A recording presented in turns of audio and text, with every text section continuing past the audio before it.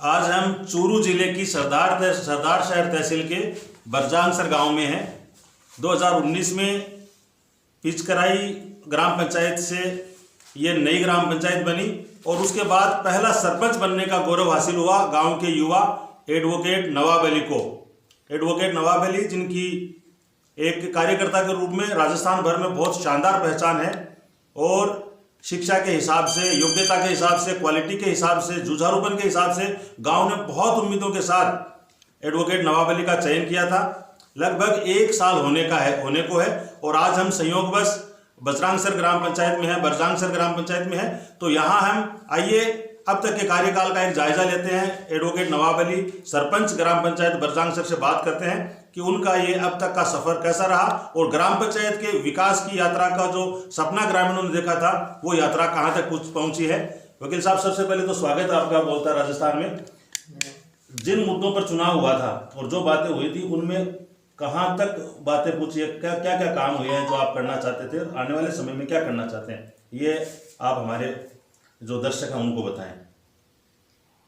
ग्राम पंचायत के चुनाव में जो मुद्दे इस गांव में सबसे ज़्यादा जो प्रभाव था पानी निकासी का जो मामला था, गंदे पानी की निकासी का, उसको लेकर सबसे बड़ी जो समस्या थी उसी को लेकर मैं सबसे पहले मैंने गांव वालों को ये कहा था कि मैं चुनाव इसी मुद्दे को लेकर आया हूं और उस मुद्दे को मैं इस चुनाव जीतने बाद में जो समय है उसमें हल करने में करीब 70% तक इस मामले को मैं पूरी तरह से हल। और बड़ी पानी निकासी की जो लाइन है उसको जिला परिषद से मैंने 20 लाख रुपये सेंक्शन करवा लिए और 10 लाख रुपये की नई सेक्शन पंचायत समिति स्तर पर मेरी होने के लिए गई हुई है। इसके अलावा खेल ग्राउंड में स्टेडियम के लिए 14 लाख नरेगा से मैंने सेंक्शन करवा रखी है। एक 45 लाख समथिंग का नरेगा के अंदर मैंने पक्का जोड़ का निर्माण के लिए भी स्वीकृति जारी हो चुकी है। इसके अलावा पंचायत भवन के लिए जमीन का जो मामला है वो पंचायत स्तर पर कुछ बातों को लेकर अटका हुआ है नए पंचायत भवन बनाने के लिए। इसके अलावा मैंने सरपंच बनने के बाद प्रयास करके गांव में ग्राम सहकारी समिति जो पूरे जिले में 5 बनी है और सरदार तहसील पंचायत समिति स्तर पर 1 मिली है, वो बरजांगसर को मिली है। मैं अपने काम से पूरी तरह से संतुष्ट हूँ और मेरा ये प्रयास रहेगा कि अगले 5 साल में इस गांव को पूरे जिले में नहीं पूरे राजस्थान में टॉप की जो ग्राम पंचायत होंगे आदर्श ग्राम पंचायत के रूप में लेकर आऊँ। इसी प्रयास के साथ में लगा हुआ हूँ। पढ़ा लिखा आदमी क्या बहुत जल्दी सीख जाता है। आपका चूंकि लगभग 1 साल का अनुभव है। हम इन दिनों ग्राम पंचायतों का दौरा कर रहे हैं और गंदे पानी की निकासी मैक्सिमम 99.99% ग्राम पंचायतों की समस्या है। तो अभी हाल ही में चुनाव हुए नए ग्राम पंचायत के सरपंचों के लिए कैसे ये आसान हो सकता है, बजट कहाँ से आता है? आप कह रहे थे कि सीवरेज आप डाल रहे हैं और गंदे पानी की निकासी की यहाँ बड़ी समस्या थी, उसका समाधान कैसे किया? इस मामले में मैं आपको बताऊं, ज़्यादा लोगों को घबराहट है इसमें। बाकी जो पानी निकासी का मामला कोई बड़ा मामला नहीं है। अच्छा, सीवरेज में आपको नरेगा के अंदर प्लान बनाने होंगे, प्लान बना के उनको भेजना होगा। नरेगा में ये पानी का कार्य वो करवाया जाता है। इसके अलावा जो FFC की राशि ग्राम पंचायतों को मिल रही है, FFC की जो 15 वित्त आयोग से जो राशि आ रही है उससे आप पानी का कोई भी कार्य करवा सकते हैं सीवरेज के अंदर। इसलिए आपको कहीं दिक्कत नहीं आएगी। बहुत से लोगों को इसका नॉलेज नहीं था। इसके लिए आपको सबसे पहले जो करना पड़ेगा वो होगा, आपको जहाँ से पानी निकासी है उसका के लिए आपको सर्वे करवानी होगी और उस हिसाब से आपको एस्टिमेट बना के और वो आपको पेश करना होगा। नरेगा में आप ले सकते हैं, FFC में ले सकते हैं। ये सबसे सही कार्य है।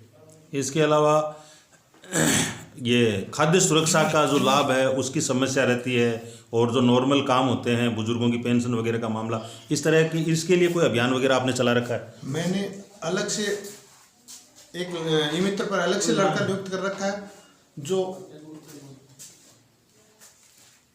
वृद्धावस्था पेंशन के लिए अलग से फार्म जो भी योग्य व्यक्ति है उनके भर के, और मैं अपना पूरा प्रयास रहता है। शायद मेरे आने के बाद में मैंने 100 से ज़्यादा लोगों की वृद्धावस्था पेंशन जो इसके योग्य थे उनकी बनवाई और उनके पीपीओ भी जारी हो गए, उनको मैंने सुपुर्द कर दी। इसके अलावा मैं एक बात और बताना चाहूँगा कि मेरा गांव क्वारंटाइन सेंटर पर चल रहा था।